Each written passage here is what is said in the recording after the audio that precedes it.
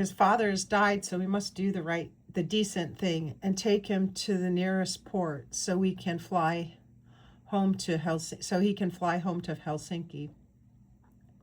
Father was 81. It is really cold tonight, and I feel like King Kong in so many clothes. Waddle from place to place. We change course and head for the Finnish port of Mariehamn on the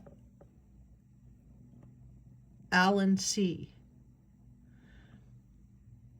God knows. Orc knows it well, so there is no problem going in once we are there. Being tired makes the cold worse. We arrive about 3 a.m. Hate to miss all the favorable wind.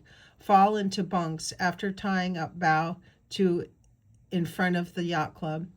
Oric cannot do anything until morning. September 14th, sleep until 11. Oric and Stacy have already been into town and come back with some delicious fresh bread for breakfast.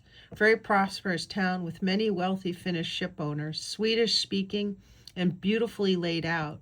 None of the ugly apartment buildings that we have seen every place.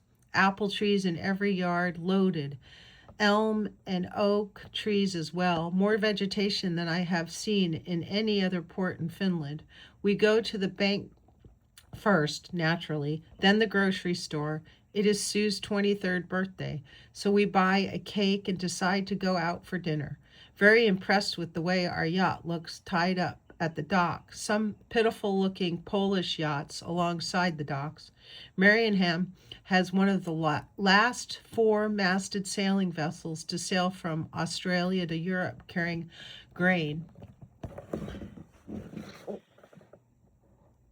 Tied up and open to visitors, called the Pomeran.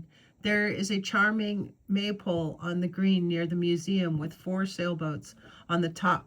Maritime Museum. There are thousands of islands. Must be beautiful cruising area when it's warmer. We go to the museum restaurant for a birthday dinner of a birthday cake full of cardamom. September 15th, leave about 9 for Gotland. No wind, so we raise the main and turn on Alan, the automatic pilot. Cook's kind of sailing.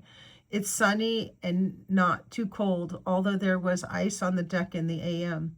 There are navigational markers every place through here. Student and teacher all bundled up doing schoolwork on deck. This boat is a marvel.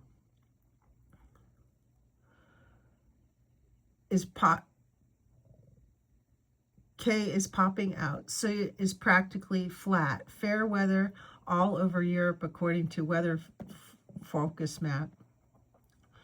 Love the idea of being so self-sufficient and self-contained. Think we have about decided to stay in Europe. Can't miss the opportunity of going to Greece, etc. Have 4 sweaters on today. Foul weather gear, boots, hats, and gloves. Uneventful day, good dinner, and no sleep. September 16th, arrive in Gotland. Visby is a charming port. Follow in a big ship.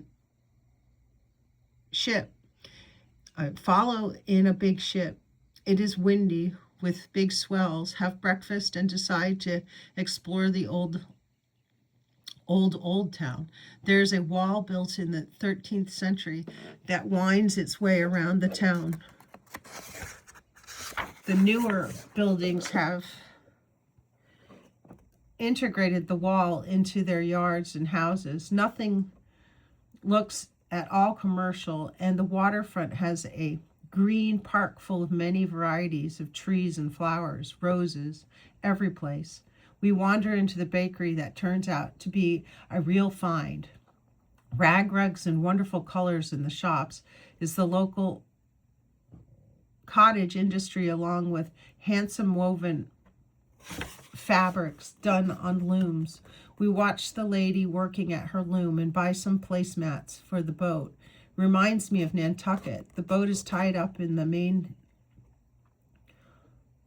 home with a few fishing boats and sailboats. No charge, no response to our quarantine flag either. Just before dinner, the girls raid an apple tree and come back with their pockets full of firm, ripe apples. Have been wanting some for days. I am exhausted and fall into my bunk right after dinner. September 17th.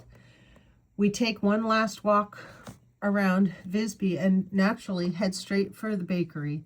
There are few people about, but imagine the peak summer season is chaotic with these narrow cobblestone streets. The older houses are wooden with high-pitched tile roofs, doorways too short for myself unless I bend over. Sheep, gray, curly ones, live here and produce a silky feeling gray wool. We prepare to leave about 11 on our way to Bornholm. Home means island.